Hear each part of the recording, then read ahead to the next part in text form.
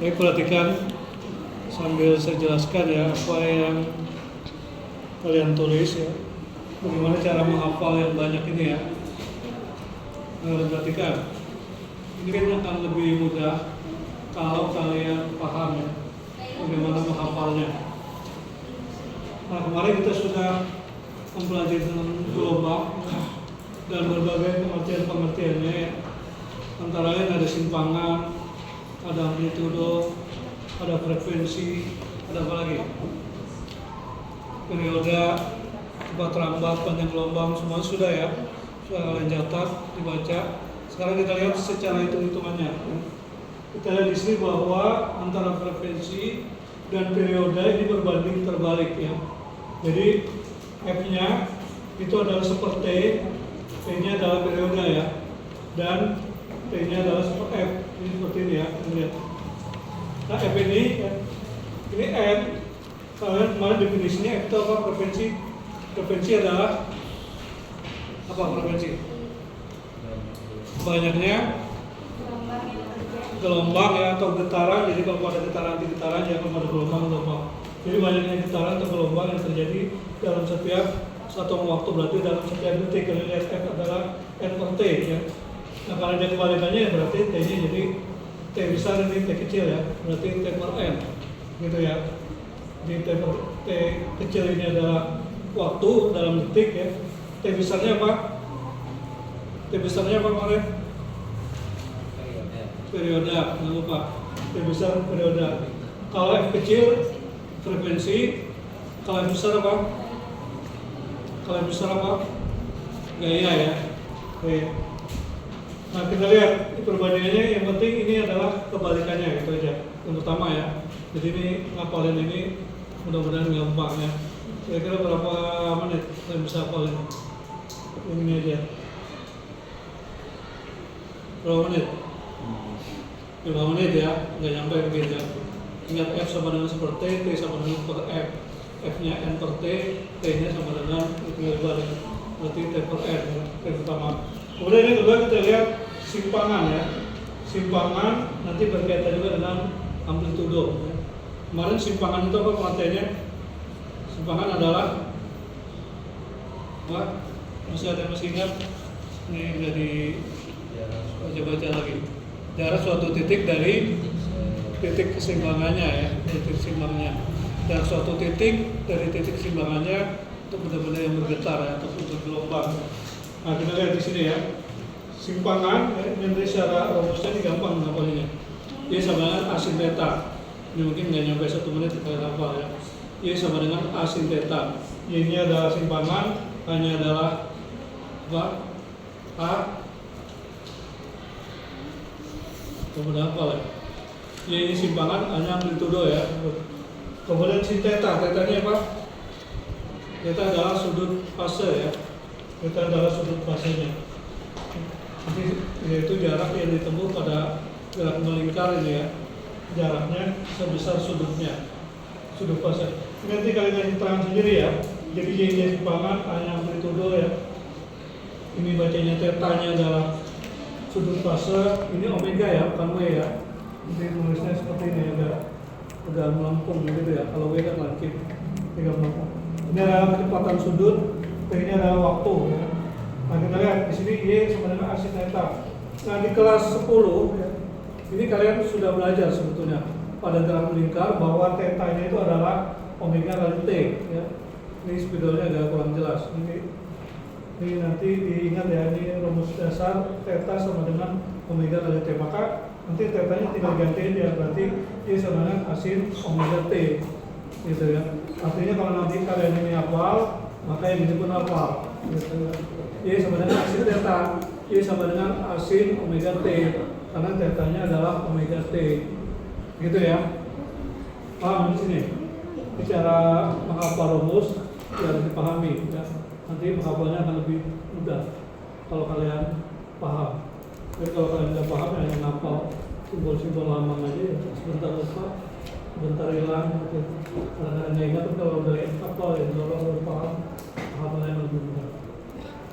Jadi ini hafal ya, paham hafal ya. Ada yang tanya di sini? Ada yang tanya?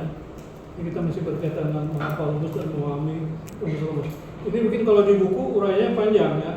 Jadi saya buat ringkasnya aja supaya kalian gampang menghafal. Nah, kemudian kita lihat hubungannya ya di sini. Ini masih di kelas 10 waktu itu ya, bahwa tetanya adalah omega T, kemudian omega-nya adalah 2V kali F, ya, F-nya kecil ya, frekuensi. Atau omega-nya adalah 2V bagi T, karena kebalikan. Kalau di sini kali F berarti di sini bagi T, gitu ya. 2VF berarti 2V bagi T.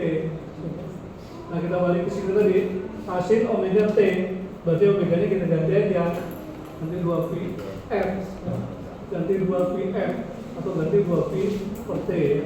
Artinya ini sama, nanti berkembang nih. Dan ini nanti bisa bermain macam rumusnya ya.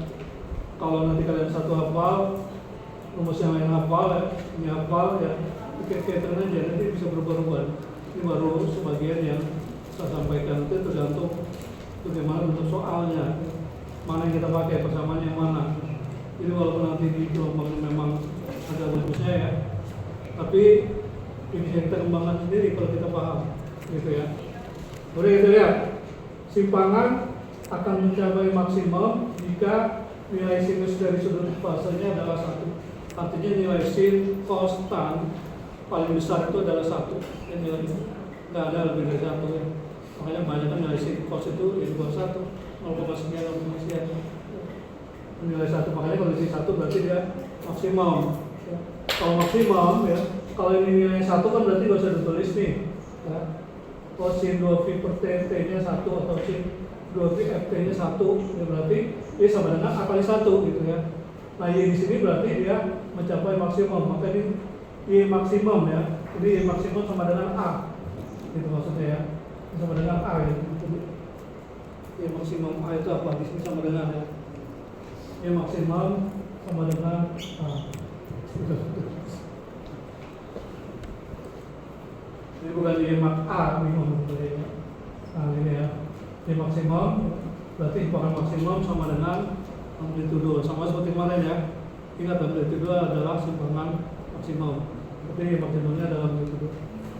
Nah, kita lihat perbandingan antara lama benda yang bergetar, antara ya, perbandingan antara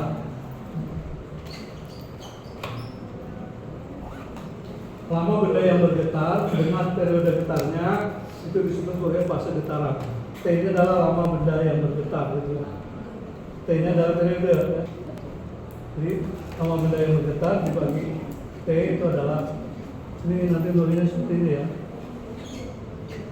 Nah, kalau misalnya gabung boleh, nggak gabung nggak apa-apa, ini bisa gabung. Kalau gabung berarti nanti seperti ini. Ini bacanya besi, dan bacanya besi ya.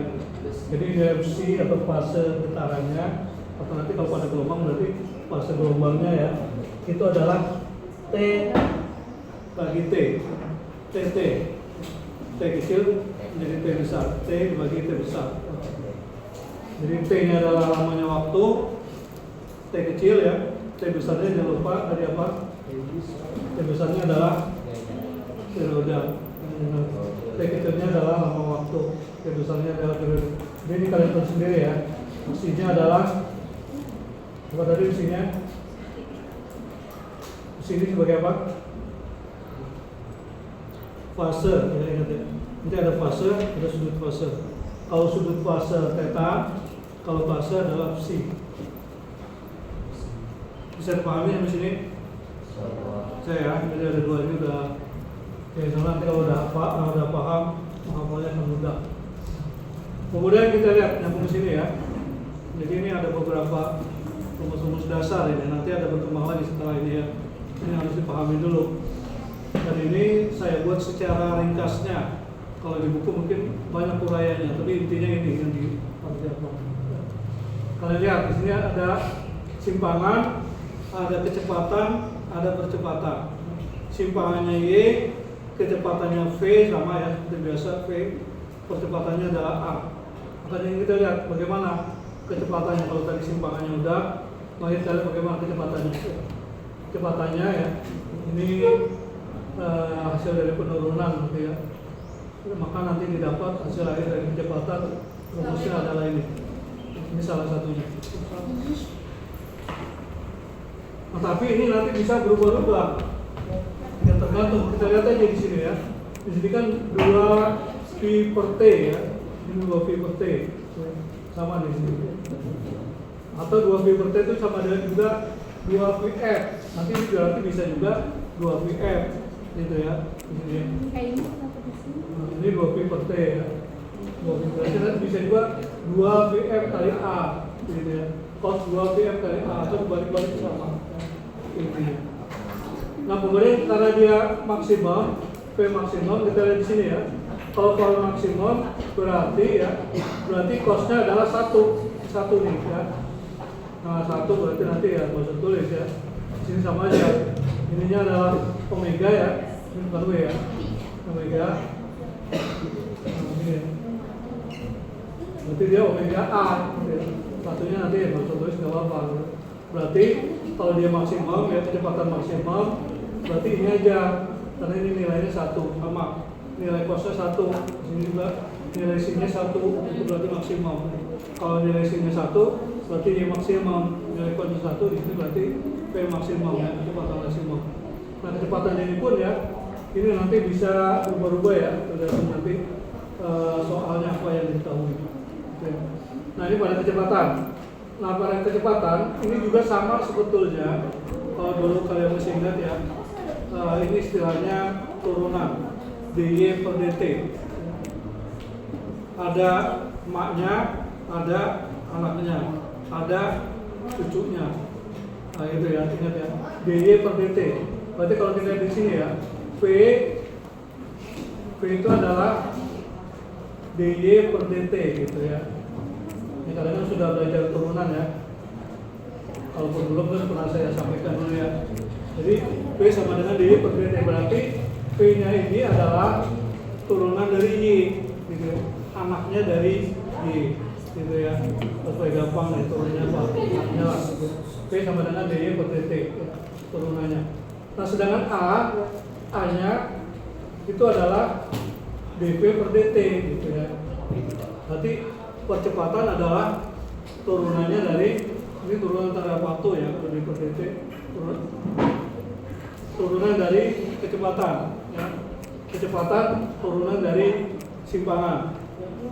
Nah, kalau ini anaknya kecepatan ya, kecepatan anaknya simpangan, berarti percepatan itu adalah apanya simpangan?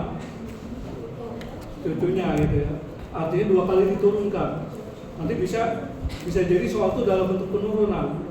Makanya kalau kita perhatikan ya, yang di sini ya, rumus dasar ini tadi A sin omega T, ini kalau diturunkan dia jadi ini. Jadi ini omega A cos omega T. Gitu ya, yang ini ya. Ini kita kurang terang jadi ada A sin omega T gitu ya.